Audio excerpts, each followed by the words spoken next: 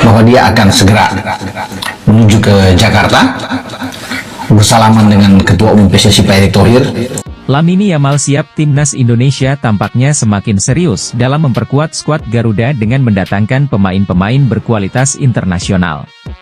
Salah satu yang sedang hangat dibicarakan adalah proses naturalisasi Amo Orecho dan Lamine Yamal, pemain berbakat yang siap memperkuat lini serang Timnas Indonesia. Namun, banyak yang penasaran, berapa sebenarnya biaya yang dikeluarkan oleh Indonesia untuk proses naturalisasi pemain muda berbakat ini. Proses naturalisasi sendiri bukanlah hal yang murah. Selain biaya administrasi dan hukum yang melibatkan pengurusan dokumen kewarganegaraan, ada juga negosiasi kontrak antara pemain, agen, dan PSSI yang turut memengaruhi besarnya dana yang digelontorkan. Sebagian biaya juga berkaitan dengan adaptasi pemain di Indonesia, termasuk pelatihan, penyesuaian dengan tim, serta biaya lainnya yang timbul selama proses naturalisasi berlangsung. Meskipun angka pastinya belum dipublikasikan, beberapa sumber menyebutkan bahwa biaya untuk seorang pemain seperti Amo Orecho bisa mencapai angka yang cukup signifikan mengingat kualitasnya yang sudah terbukti di Eropa dan potensi besar yang dimilikinya. Tentu proses ini bukanlah hal yang mudah, baik dari segi administrasi maupun finansial. Namun, PSSI jelas berharap investasi ini akan terbayar lunas dengan peningkatan kualitas skuad Timnas Indonesia yang semakin kompetitif di ajang internasional. Menariknya, proses naturalisasi Amo Orecho bukan hanya soal biaya, tetapi juga strategi panjang PSSI untuk membawa Timnas Indonesia ke level yang lebih tinggi. Dalam jangka panjang, pengaruh pemain-pemain naturalisasi seperti Amo Orecho bisa memberikan dampak besar dalam mewujudkan impian besar Indonesia, yakni lolos ke Piala Dunia 2026. Dengan begitu banyaknya pemain berbakat yang kini diproses untuk menjadi WNI, Timnas Indonesia semakin berpotensi kuat. Amo Orecho adalah satu dari banyak pemain yang diharapkan bisa membawa Timnas ke level yang lebih tinggi. Pelatih Timnas Indonesia, Patrick Kluivert, patut memerhatikan Adrian Wibowo, yang bisa menjadi pesaing Rafael Struijk di skuad Garuda. Struijk merupakan salah satu andalan Timnas Indonesia sejak dia dinaturalisasi pada 2023 lalu, dan melakoni debutnya pada Juni 2023 lalu. Dia bahkan bermain melawan Argentina dalam laga uji coba di jendela internasional Juni 2023 tersebut. Sang striker berusia 21 tahun sudah mengemas 22 caps bersama tim senior hingga kini, namun baru melesakkan 1 gol. Perkembangan karirnya pun mengalami kendala di Australia, lantaran Brisbane Roar kerap mencadangkannya. Struijk hanya menghangatkan bangku cadangan Brisbane Roar dalam 4 pertandingan terakhir di Liga Australia. Kendati begitu, Struijk tetap diharapkan dipanggil Patrick Kluivert pada jeda internasional berikutnya, pada Maret mendatang, ketika Timnas Indonesia menghadapi Australia dan Bahrain. Sebab, tak banyak opsi penyerang di skuad Garuda pada saat ini, meskipun Ula Romeni sudah dinaturalisasi. Namun, Patrick Kluivert patut mendengar kabar dari Amerika Serikat, dengan penyerang keturunan Indonesia, Adrian Wibowo, makin mengalami peningkatan karir. Dia telah dipromosikan ke tim senior Los Angeles FC, tim besar di MLS, setelah bermain di level junior alias LAV 2 pada tahun lalu. Penyerang sayap berusia 19 tahun itu sukses mencetak 9 gol dan 6 assist dari 23 penampilan di MLS Next Pro pada musim lalu. Wibowo merupakan penyerang sayap, layaknya Rafael Struijk, dan dia berlatih bersama juara Piala Dunia 2018, Olivier Giroud dan Hugo Lloris, di skuad LAV pada saat ini. Dia ikut mencetak sebuah gol dalam uji coba melawan Phoenix Rising pada 3 Februari 2025 lalu, yang berakhir dengan skor 4-0 dengan Giroud juga ikut mencetak gol. Kabar terkini dari LAV adalah Wibowo termasuk dalam bangku cadangan ketika klub MLS itu mengalahkan tim raksasa Meksiko, Klub Amerika. Dalam laga uji coba yang digelar di BMO Stadium pada Rabu, 12 Februari 2025, pagi WIB tersebut, LAV menang dengan skor 2-1, namun Wibowo tidak bermain sama sekali. Kendati begitu, pengalaman menjadi bagian dari tim inti klub besar Amerika Serikat menunjukkan peningkatan dalam karirnya. Bukan tidak mungkin jika MLS sudah digelar nanti, Adrian Wibowo bakal mendapatkan menit bermain dan Patrick Kluivert patut untuk memerhatikannya. Erda Media Cina prediksi masa depan timnas Indonesia di jelang kualifikasi Piala Dunia 2026 yang berada di grup C. Putaran ketiga kualifikasi Piala Dunia 2026 zona Asia akan kembali berlangsung pada Maret mendatang, dengan persaingan di grup C yang semakin memanas. Grup ini dihuni oleh Jepang, Australia, Indonesia, Arab Saudi, Bahrain, dan Cina. Saat ini, Jepang memimpin klasemen dengan 16 poin tanpa kekalahan, 5 menang, 1 seri, diikuti oleh Australia dengan 7 poin, 1 menang, 4 seri, 1 kalah. Menariknya, Indonesia, Arab Saudi, Bahrain, dan Cina sama-sama mengumpulkan 6 poin, dengan Indonesia unggul dalam produktivitas gol.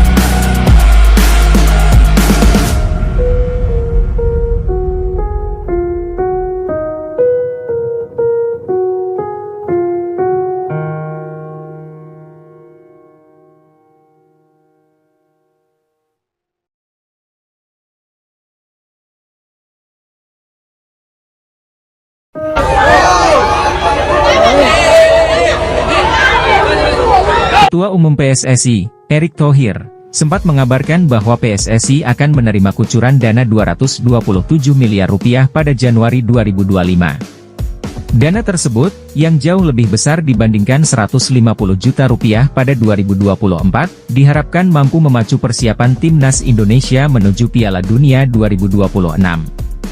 Namun, hingga pertengahan Februari 2025, dana tersebut belum mengalir. Menteri Pemuda dan Olahraga, Menpora, Dito Aryo Tejo, menyatakan pemangkasan anggaran Kemenpora dari 2,3 triliun rupiah menjadi 1,3 triliun rupiah membuat pencairan dana untuk PSSI belum bisa dilakukan. Kabar ini jelas memunculkan kekhawatiran. Rencana PSSI yang membutuhkan Rp 500-600 miliar untuk mempersiapkan timnas Indonesia di berbagai level terancam tersendat. Minimnya dukungan dana berpotensi menurunkan kualitas pelatihan, kompetisi, dan infrastruktur. Akibatnya, target lolos Piala Dunia 2026 pun menipis. PSSI sebenarnya telah menjalin kemitraan dengan 25 perusahaan swasta, yang menyumbang dana sekitar Rp400 miliar. Namun, dana tambahan dari pemerintah tetap krusial untuk menopang program jangka panjang, termasuk persiapan kualifikasi Piala Dunia 2026.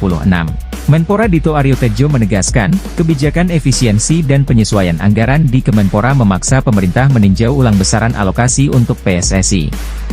Ia berjanji akan berkoordinasi dengan Kementerian Keuangan, Menkeu, dan Bappenas untuk mencari solusi. Dengan adanya pemangkasan, seluruh proyeksi harus disesuaikan. Kami akan bahas secara trilateral, supaya ada jalan keluar terbaik untuk mendukung timnas Indonesia, jelas Dito di Cibubur, Kamis 13 Februari 2025. Sejumlah pengamat sepak bola khawatir, tanpa dukungan dana optimal, timnas Indonesia berpotensi terseok dalam kualifikasi Piala Dunia 2026.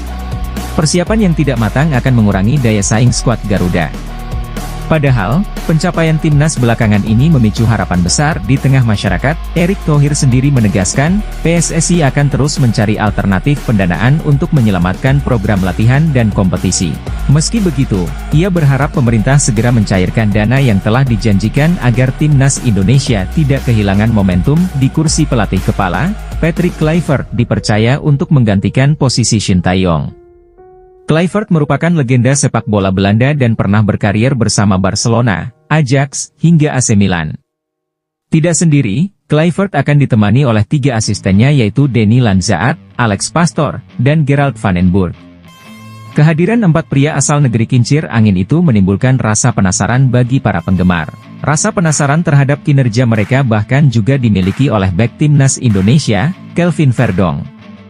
Rasa penasaran Verdong kian bertambah mengingat Kluivert memiliki nama besar di sepak bola. Kendati demikian, bek kiri NEC Nijmegen itu mengaku sudah terbiasa bekerja sama dengan nama-nama besar. Ia bahkan pernah berada dalam satu tim dengan Der Kuip dan Robin van Persie ketika masih membela Feyenoord. Sama halnya dengan Kluivert, Kuip dan van Persie merupakan 2 legenda sepak bola Belanda. Van Persie merupakan pencetak gol terbanyak dalam sejarah timnas Belanda dengan 50 gol dari 102 penampilan. Sedangkan Kuit tercatat mengoleksi 24 gol dalam 104 penampilan bersama The Oranje. Dia, Kluivert, adalah nama besar, tetapi dalam sepak bola Anda terbiasa dengan itu, kata Verdonk. Di Feyenoord saya mendapat kesempatan bermain dengan Der Kuit dan Robin van Persie. Sebenarnya, saya tidak pernah berpikir, wow, saya bermain dengan orang-orang itu. Mungkin itu akan terjadi nanti ketika saya lebih tua, lanjutnya sambil tertawa. Sementara itu, Denny Lanzaat bukan merupakan sosok yang asing bagi Verdonk. Pemain berusia 27 tahun itu sudah mengenal Lanzaat sejak masih bermain di Feyenoord. Lanzaat diketahui menjadi asisten Giovanni van Bronckhorst di Feyenoord pada tahun 2018 hingga 2019. Oleh karena itu, ia mengaku tidak sabar bisa kembali bekerja sama dengan mantan gelandang timnas Belanda itu. Saya sudah mengenal Denny dari Feyenoord, saat dia menjadi asisten pelatih Giovanni van Bronckhorst, kata Verdonk. Kluivert adalah legenda dan Pastoor sangat kuat secara taktik. Saya sangat menantikan jeda internasional berikutnya, ucapnya. Skuad Garuda akan melawan Australia di Sydney pada 20 Maret dan Bahrain di Jakarta 5 hari kemudian. Seperti diketahui, The Golden Star Warriors mendapat pelajaran besar dari skuad Garuda pada 2024 lalu. Bagaimana tidak, tim Merah Putih begitu superior di hadapan tim asal negeri Naga Biru itu.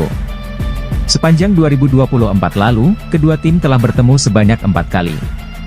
Hasilnya adalah Indonesia berhasil memenangi 3 pertandingan, sementara Vietnam hanya menang pada 1 pertandingan saja. Kekalahan itu tak lepas dari proyek naturalisasi yang digaungkan oleh PSSI.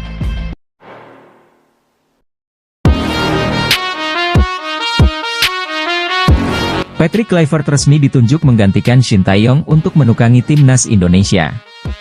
Mantan striker Barcelona itu mendapat kontrak 2 tahun dengan opsi perpanjangan 2 tahun di skuad Garuda. Patrick Kluivert merupakan nama yang tidak asing bagi para pesepak bola. Pelatih berusia 48 tahun itu cukup terkenal karena pernah membela sejumlah klub besar seperti Ajax Amsterdam, AC Milan, hingga Barcelona. Dia juga sempat memenangkan gelar prestisius seperti Liga Belanda dan Liga Champions. Melihat nama besar menukangi timnas Indonesia, Kelvin mengaku sangat penasaran. Bek NEC Nijmegen itu turut senang Kluivert memilih skuad Garuda.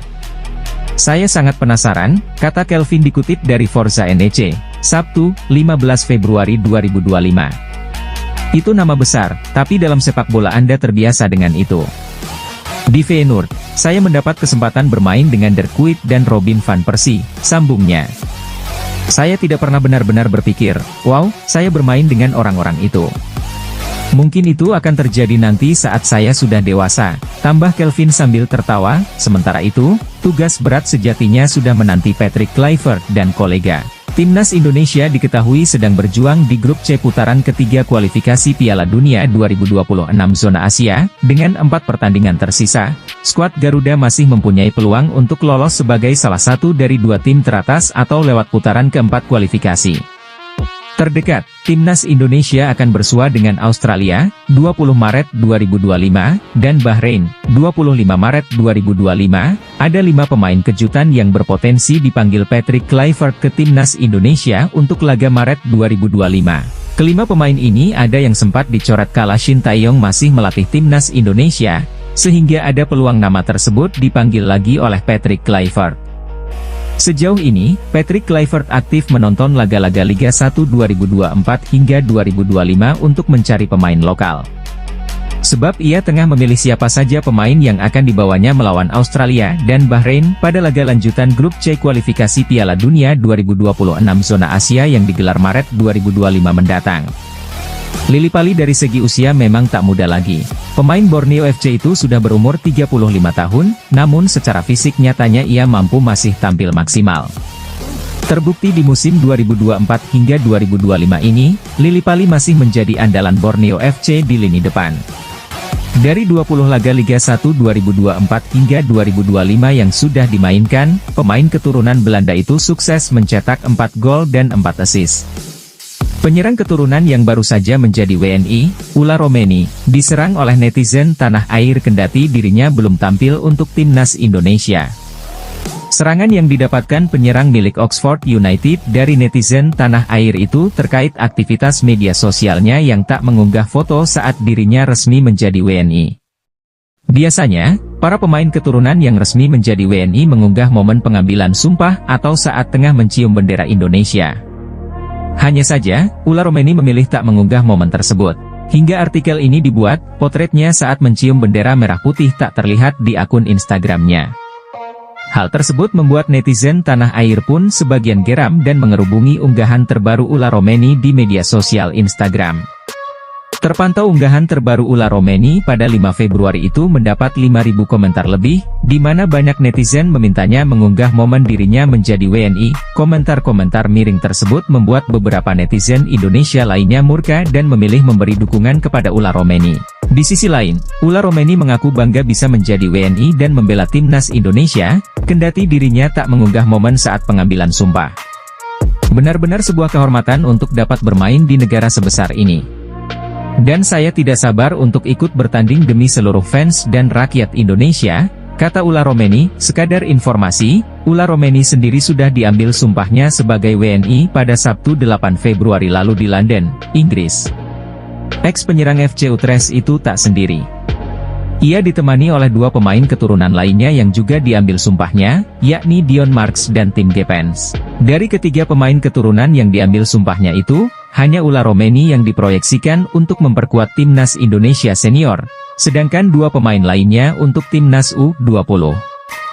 Jika dipanggil oleh Patrick Kluivert, ada kemungkinan Ula Romeni melakoni debutnya bagi timnas Indonesia pada Maret mendatang saat melawan Australia dan Bahrain. Kelvin Verdong sambut antusias Patrick Kluivert sebagai pelatih baru timnas Indonesia. Dia kini penasaran diasuh Patrick Kluivert. Patrick Kluivert resmi ditunjuk sebagai pelatih timnas Indonesia pada awal Januari 2025. Pemain timnas Indonesia, Kelvin Verdong, mengaku penasaran dengan kiprah pelatih asal Belanda tersebut. Sadil Ramdhani sudah lama tak dipanggil ke timnas Indonesia.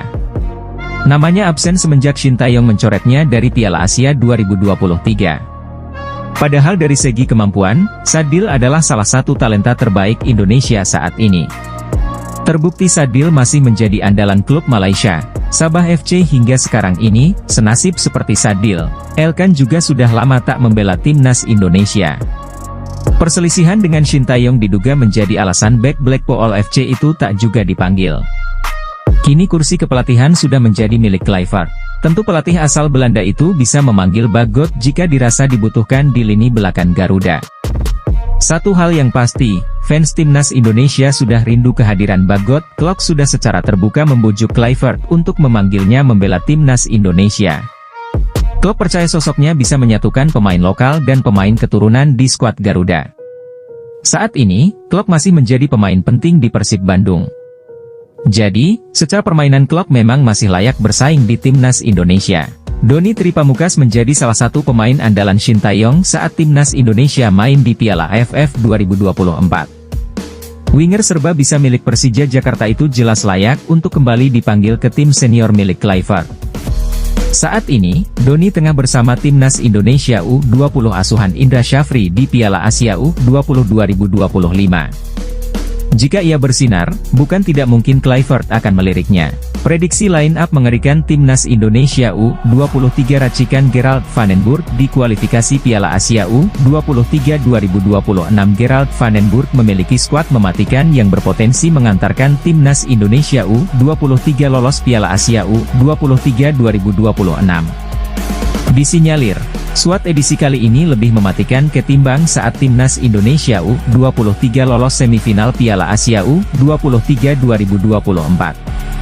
Ketiadaan pemain-pemain seperti Nathan Choe Aon, Rizky Ridho dan Pratama Arhan yang usianya sudah melebihi 23 tahun, dapat digantikan pemain lain. Posisi Nathan Choe Aon bisa digantikan Delano van der Heijden yang digadang-gadang akan dinaturalisasi menjadi warga negara Indonesia, WNI. Kemudian, posisi peninggalan Rizky Ridho dapat digantikan Dion Marks. Bagaimana dengan Pratama Arhan? Posisi Pratama Arhan bisa diisi fullback kiri FC Emmen, Tim Gepens. Timnas Indonesia U23 juga semakin kuat karena akan dibela penyerang FC Volendam, Mauro Zijlstra. Penyerang 21 tahun itu mengaku sudah menyerahkan berkas naturalisasinya ke PSSI sejak September 2024. Melihat komposisi pemain yang ada, Apa formasi yang diturunkan Gerald van den Boer? Pelatih 60 tahun itu disinyalir menurunkan formasi 3-4-1-2, posisi penjaga gawang dipercayakan kepada Cahya Supriyadi. Lanjut ke posisi 3 bek sejajar ada Muhammad Ferrari, Dion Marks dan Justin Hubner. Kemudian posisi wingback kanan diisi Victor Dethan dan Tim Gepens di sisi sebelahnya. Untuk dua gelandang sentral, Marcelino Ferdinand dan Ivar Jenner bisa jadi pilihan.